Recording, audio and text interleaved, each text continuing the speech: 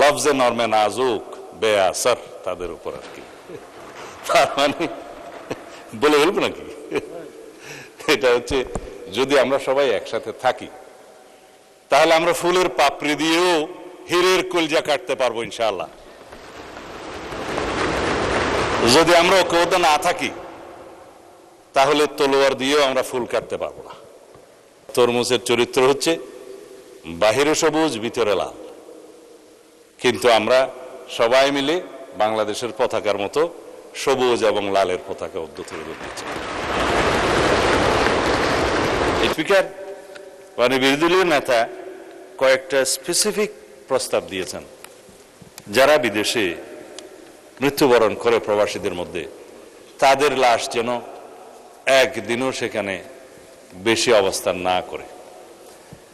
বাংলাদেশের দূতাবাস সমূহ যাতে তড়িৎ গতিতে সেই ব্যবস্থাটা গ্রহণ করে, পররাষ্ট্র মন্ত্রণালয় থেকে সেটা একদম স্ট্যান্ডিং অর্ডার দেয়া আছে এবং আমাদের নজরে যখন আসে পত্রিকান্তর অথবা অন্য কোনোভাবে আসে, আমরা সেটা খুব দ্রুততম সময়ের মধ্যে সেটা অ্যাড্রেস করি। কিছুদিন আগে দেখেছেন আমাদের মাননীয় পররাষ্ট্র প্রতিমন্ত্রী সেরকম একটি লাশ গ্রহণ করতে এখানে এয়ারপোর্টে এসেছেন, এটা জাতীয়ভাবে সংবাদে দেখা গেছে। যে কোনো বিদেশি এই যে লিবিয়া এবং ইতালি, লিবিয়া হয়ে ইতালি যাওয়ার যে প্রবণতা লক্ষ্য করা গেছে, আমাদের কিছু কিছু দালালের খপ্পরে পড়ে কিছু কিছু ভাইয়েরা এই ভূমধ্য সাগর পাড়ি দিতে গিয়ে তারা খুব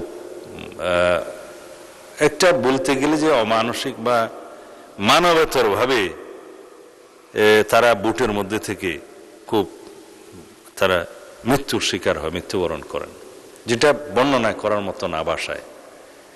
সেগুলো হয়েছে এবং এর সাথে একটা চক্র জড়িত।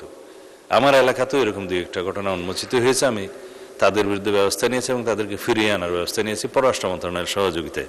এখনো একজন আসতে পারেনি। মাননীয় স্পিকার, এগুলো বন্ধ করার জন্য এখানে আমাদের সমন্বিতভাবে চেষ্টা করতে হবে। বিদেশে আমাদের ভাবমূর্তি ক্ষুণ্ণ হচ্ছে এই কারণে। প্রবাসে যারা দক্ষ জনশক্তি রপ্তানির কথা বলছেন, এই বিষয়ে মাননীয় প্রধানমন্ত্রী দায়িত্ব গ্রহণের পর থেকেই, যেহেতু এটা আমাদের নির্বাচনী ইশতেহার এবং ৩১ দফাতে আমরা এটা অ্যাড্রেস করেছি, প্রথম দিন থেকে চেষ্টা করছি যে আমরা এমন শিক্ষা ব্যবস্থা চালু করব, এবং সেটা আমরা গ্রহণ করেছি, ইতিমধ্যে ইনিশিয়েট করেছি, যে শিক্ষা ব্যবস্থা বেকারের জন্ম দেবে না।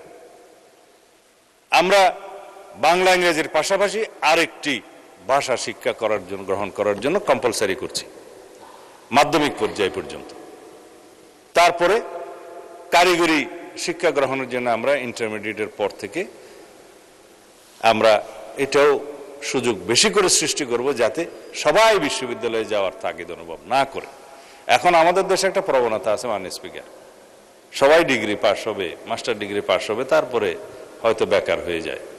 কিন্তু বিদেশে এরকম নয়, অনেক দেশে এরকম নয়।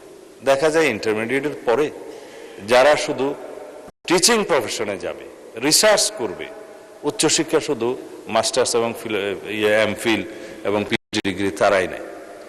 তা আমরা বিশ্ববিদ্যালয়ের সংখ্যা যতই বাড়াই না কেন, সব ইন্টারমিডিয়েট পাস যারা করে তাদেরকে যদি শুধু বিশ্ববিদ্যালয়ে প্রেরণ করি গ্রাজুয়েশনের জন্য এবং বেকার হওয়ার জন্য, সেটা আমাদের জন্য ভালো হবে না।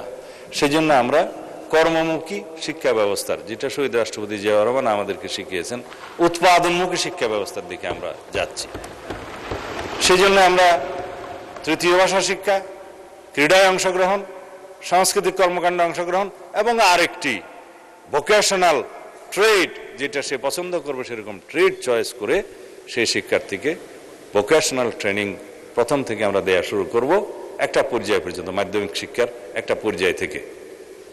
এভাবে আমরা দক্ষ জনশক্তি সৃজন করে সারা বাংলাদেশের, এখন 18 কোটি বলি বা 20 কোটি মানুষ বলি, যেহেতু সেন্সাসটা পরে আর হয় নাই, সকল মানুষের দুই হাতকে আমরা কর্মের হাতে পরিণত করতে পারবো, যেটা আমাদের মাননীয় প্রধানমন্ত্রী উদ্যোগ গ্রহণ করেছেন।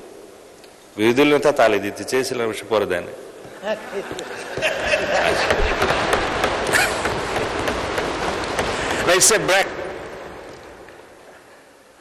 আমি বেশিক্ষণ সময় নেব না, যেহেতু এখন রাত্রে 9টা বাজে। আপনি যদিও স্বাধীনতা দিয়েছেন যে টেক ইউর টাইম, কিন্তু আমি কারো বিরক্তির উদ্রেক হতে চাই না। অলরেডি 9টা বেজে গেছে। মানে স্পিকার, এইরকম একটা অ্যাটমসফিয়ারে মানে বিরোধী দলের নেতা বলছে এখানে আরবি ফার্সির বয়াত রুবাইয়াত এবং শের শায়রি বহুত হয়েছে।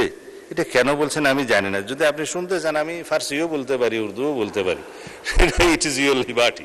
আপনি শুনবেন কিনা? না, ফর ইউর নলেজ, আমার হিন্দিতেও ডিপ্লোমা আছে, উর্দুতেও ডিপ্লোমা আছে, ফার্সিও কুচকুচ জানে, RBO Kuch Kuch. For your knowledge. Anyway, আপনারা এই সময়ে, এই রাত্রে 9টার সময় শের শায়রি নাই শুনলেই ভালো। তবে সব সময় তো একই মেজাজ থাকে না। আমার শের শুনে যদি আপনারা আবার বিগড়ে যান, সেই জন্য আমি বলতে চাই না। বলা হয় যে বাংলাতে বলে দিই আর কি, আপনারা না হলে আবার শেকায়ত করবেন যে ফুলের পাপড়ি দিয়ে যদি আপনি ইচ্ছা করেন হীরের কলিজাও কাটতে পারেন, কিন্তু যারা অবুঝ বান্দা হবে, কেউ যদি বুঝতে না চায়, আপনাদেরকে মিন করছি না, তাদেরকে বলে যে লফজে নরমে নাজুক বেআসর, তাদের উপর আর কি। তার মানে বলে বলবো নাকি? এটা হচ্ছে, যদি আমরা সবাই একসাথে থাকি তাহলে আমরা ফুলের পাপড়ি দিয়েও হীরের কলজা কাটতে পারবো ইনশাআল্লাহ। যদি আমরা ঐক্যবদ্ধ না থাকি তাহলে তলোয়ার দিয়েও আমরা ফুল কাটতে পারবো না বা তরমুজ কাটতে পারবো না। আমরা তরমুজের চরিত্র হচ্ছে বাহিরে সবুজ ভিতরে লাল, কিন্তু আমরা সবাই মিলে বাংলাদেশের পতাকার মতো সবুজ এবং লালের পতাকা উদ্যত করে দিচ্ছি। এটাও একটা শের হয়ে যেতে পারত, আপনারা যেহেতু শুনতে চাইলেন না সেই জন্য বললাম না আর কি। না না, এটা আমাদের একটা ফলপ্রসূ আলোচনার মধ্যে, আমি এর বেশি রসবোধ দিতে চাই না। তবে বাইরে যেটা হয় সেটা সম্পর্কে একটা বলা যায়, সেটা মির্জা গালিবের যে মানে স্পিকার, আমরা এখানে সবাই এক, জাতির জন্য, জাতির কল্যাণে, দেশের কল্যাণে, জনগণের স্বার্থে আমরা এখানে সবাই মিলে আইন প্রণয়ন করি, সবাই মিলে গঠনমূলক আলোচনা করি। অনেক প্রস্তাব বিরোধী দলীয় নেতা দিয়েছেন, আমরা সেগুলো গ্রহণও করেছি। যৌথভাবে আমরা আলোচনার জন্য এই জ্বালানি মন্ত্রণালয়ের উপরে একটা কমিটি 50-50 করে মাননীয় প্রধানমন্ত্রী বিরোধী দলীয় নেতার প্রস্তাবের প্রেক্ষিতে করে দিয়েছেন, রিপোর্টও পেশ হয়েছে পার্লামেন্টে। এভাবে আমরা কাজ করছি, কিন্তু বাইরের আবহাওয়াটা কেমন যেন ভালো না। রাস্তায় গেলে সেটা ওনারা ভুলে যান, তো বলে বাজি চায় আতফল হে দুনিয়া মেরে আগে, তাই সব রোজ তামাশা মেরে আগে। ধন্যবাদ মনে হচ্ছে।